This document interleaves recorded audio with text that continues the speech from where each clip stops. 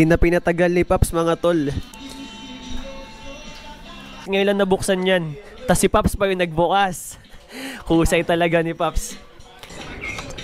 Mahirapan ka ba dyan, Paps? Basic lang to. Basic daw kay Paps. Let's see mga tol. Yun. Tanggal na? Putik na yan, basic.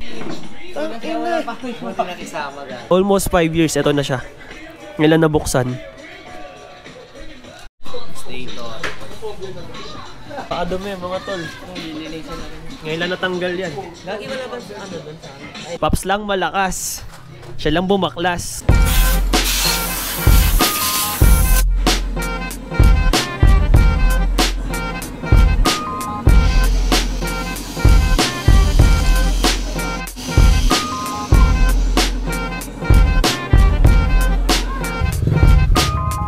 Ano yun, boss? Parang may chemical sa ilong. Tapang ng degrees mga tol.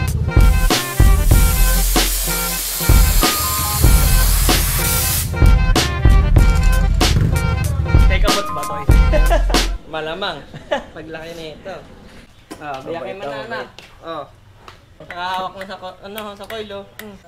Okay na, ayos na, bitaw na. Ayaw. Hoy. Hoy, bitaw na.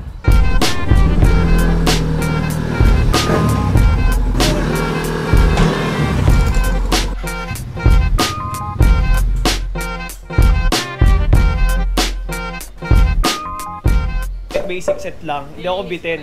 Pero it's time na talaga para mag-upgrade ng konti. Battery niya. Mga tol, eto si Master Ton. Sabihin nyo kung ano nakalagay sa makina natin. Para sa mga nagtatanong sa comment sections tapos sa inbox natin. Curious. Ito talaga yung nakalagay dyan. Ayan, bale ito. JBT yung block natin, 63. Tapos spring, JBT rin. Cams, sarili natin, Pasti cams, Pastec, gawa ni Papa Alan. Tapos sa throttle body mo, stock pa nga ito eh. Stock. Tagal, bunutin natin, pakita natin yung port. Ayan, stock port. Ngayon pa lang ipoport. Ngayon pala ipoport mga tol. Ayan, So yan talaga. pa. Injector. Injector, syempre. Tapos, fine tuning lang sa panggilid. Yun yung pinaka-importante. Kasi, tagal din natin nagtulo sa panggilid mo, diba? Matagal din. Hindi lang siya isang try eh. Maraming try bago namin makuha Kaya yun. natin yung gusto mo takbo. Yung base sa trip ko talaga. Yung piston mo, yun, naka-profile lang. Wala na. Naka-forge na piston, tapos pinrofile lang. Yun, mga tol. Sagot na ni Master Ton yung mga katanungan nyo. Yung package na yun, mga tol, inabot lang ako ng 15K. 15,000. Tama na lahat lang. Kasama na lahat. Pipick upin na lang yung motor. Tibay ng valve spring eh, no? 10 or 10 to 12K yung tinakbo. Optimal tuning lang yan. Injector tune, stock ECU ko pa nga. Pero buti na lang mga tol, kahit 10K or 12K yung tinakbo ng motor natin, hindi tayo naputulan ng valve spring. Alam nyo naman na gaspol talaga tayo kung magmaneho. Eto, proven na matibay talaga. Pero wag yung gayahin. Dapat mga 10K. Mga 10K tol. Refresh na talaga. Wag nyo yung gayahin. Wala pa tayong ECU tol. Pero siguro susunod. Although mag-ahasa naman, pero... Para less work na rin. Ganun pala yun. Ayan, ngayon pa lang siya ipoport. Kita nyo naman.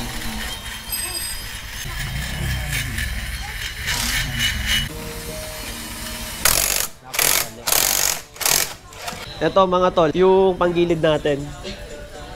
Stock na bell, stock na torque drive, stock yung lining.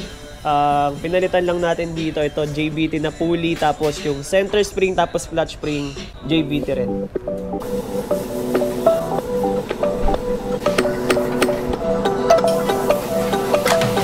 Talagang tumutunog pa kada ikot eh. Yun o.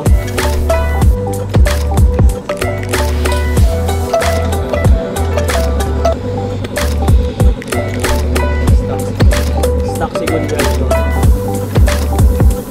Bunot din. Naka Super X.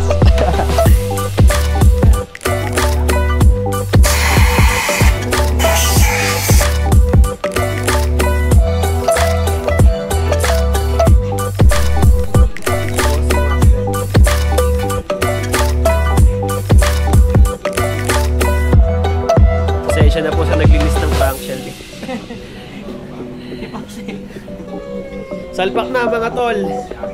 Pag exit lang talaga, tas medyo may stretch. Matik yung muyo una ako kasi malalakas kasama ko eh. Alam kong dadaanan lang ako eh. Oo, halos lahat 66 to 100cc. Ako lang yung basic set doon. Susunod, pag pinalad tayo, ECU naman. Kung kaya yung head, edi sabay na rin natin. Pag-ipunan natin.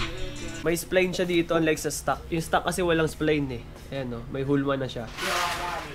Tapos ito yung papalit. Pakita ko sa inyo yung difference ha. Ito, 36. Ayan. Ayan yung size niya. Wala kasi akong barya dito eh. Para mapakita ko sa inyo. Pero ayan. Stock size ng throttle body ng Aerox. Tapos ito yung papalit. 36mm. Excited na ako mga tol i-try ito. Kaso bawal pang birahin. Kasi may break-in pa pala kahit paano. Akala ko wala. Pero break-in natin ng saktong break-in lang. Ang pangit na itsura. Gusto ko siyang ipa-powder coat. Baka may alam kayong solid na nagpa-powder coat dito sa Pasig. O kaya comment nyo dito sa comment section kung saan. Baka may refer kayo mga tol. O pangit no. Yung stock na bushing niya. Sobrang luwag na nun eh. Kaya di ko lang nasan. Pero eto maluwag talaga mga tol. Hindi nahirapan si Pops tanggalin kasi nga maluwag na siya. May dala naman tayo dyan na JVT na bushing. Palitan natin. Sobrang likot niyan sa sa mga liguan mga tol. Pero tingnan natin kung may pagbabago ba. Kung magiging stable siya. After kasi nito, yung stability naman yung tatrabahunin natin. Papaayos natin yung T-post natin. Ito yung bushing ni papalit natin. Sakto-sakto yan dyan. First week nung April nung nagpakarga tayo dito nung basic set. Tapos ngayon lang nabuksan. Ang naging issue lang nun yung eto, yung panggilid, yung sigunyal ko, yung thread nun. The rest wala naman. Palit na rin tayo ng radiator hose. Eto, palit natin Samco. Tapos stock radiator pa rin. Wala namang problema kung stock yung radiator.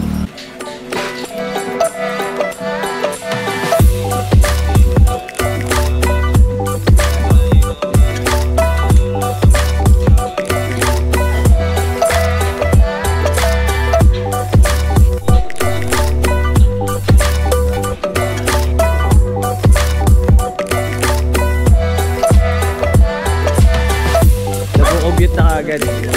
Pero about sa makina yan mga tol.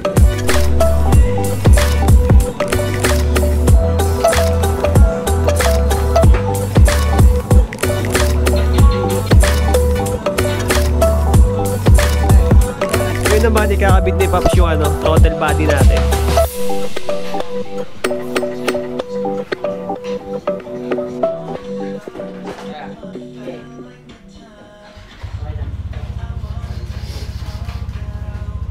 Isa sa mga mechanics natin yan nung binil to. Kuya AJ. Ngayon ka lang. Time check mga tol. 11:18. Overtime na. Nag-start kami dito mga alas 3. Palitan natin yung handle grip natin. Tingnan nyo naman yan Umabot ba sa inyo na ganyan? Tingnan mo naman pudpud na. Palitan natin bagong RCB. Ganun pa rin naman. Rubberize. Masarap sa kamay eh. Excited ako, kinakabahan, pero sana one click. First fire, walang pipe. Nakadikit.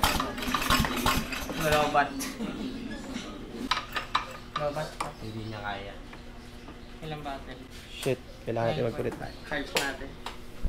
Robot na rin kasi yung battery natin. Kita nyo naman pag nagbiblink-blink yan. Palitan na rin natin siguro. Is it one click? Lobot. Lobot talaga. Huli mo kanina yun. May problema lang mga tol, lobot yung battery natin. Pero eto na.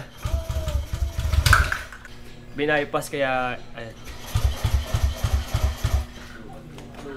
Lobot din. Lobot din yung battery isa. Take 3. Binabypass nila mga tol para alam nyo lang. Kasi nga lobot yung battery natin. Baka sabihin nyo, palpak yung builds. Hindi yun. Palpak yung battery natin. Yaon!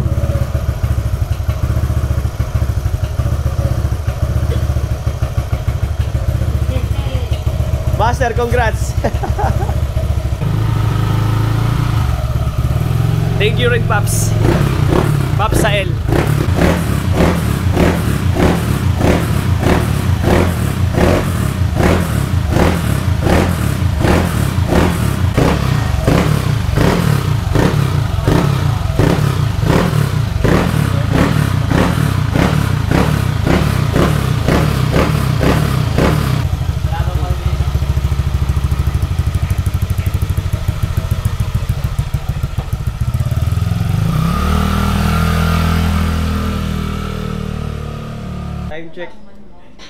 12:36 in the morning. Palpak yung starting, pero pinaram tayo ni Master Ton dito ng battery niya. Pangsamantala, bibili rin tayo sa mga susunod na araw. Ito, subukan natin mamaya sa sa kalsada. Bibigyan natin ng konti, pero hindi sagad. Konti lang. Abangan nyo So, tinakbo niya? Tinakbo niya 77k, so 87. Balik ulit tayo ng 87. I mean, pa-engine refresh ng 87k. Yun lang, pahinga na tayo. Susunod na lang ulit. Thank you, Master. Toto na pa ulit tayo. Thank you, Paps. Siyempre. Abusin mo lang muna yung semi-braking. Magpahinga na kayo. Kailangan natin magpahinga lahat. Tsaka na yung tono. Hindi pa naman tayo hahataw Ilan nakalagay, Paps? 60 Bye-bye, Paps. Bye-bye, Master. I just wanna give credit sa girlfriend ko, si Mo. Laging nakasuporta sa akin yon. Maraming salamat, Mo. Alam mo na yon. Bigyan na ba natin to, mga tol?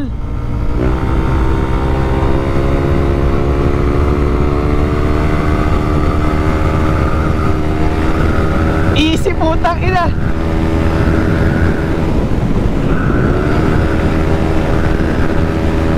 Yung RPM sumasagad. Tingnan yung RPM mo. Oh. Bawal pa. Ano lang yun, mga tol, saktong lang. Saktong bigay lang. Sabi kasi ni Master Ton, bigyan ko ng konti, pero pagapang. After ilang meters, okay na yun. Goodbye na talaga, mga tol. Maraming salamat sa suporta. And 7,000 plus followers na yung Race Pace. Maraming salamat sa inyo sa mga na-appreciate ng mga ginagawa natin sa pagmumotor. Gagalingan pa natin at sisipagan. Mga tol, always ride at your own pace, Mag-ingat kayo palagi and bye-bye. Isang masayang bata na naman ang uwi.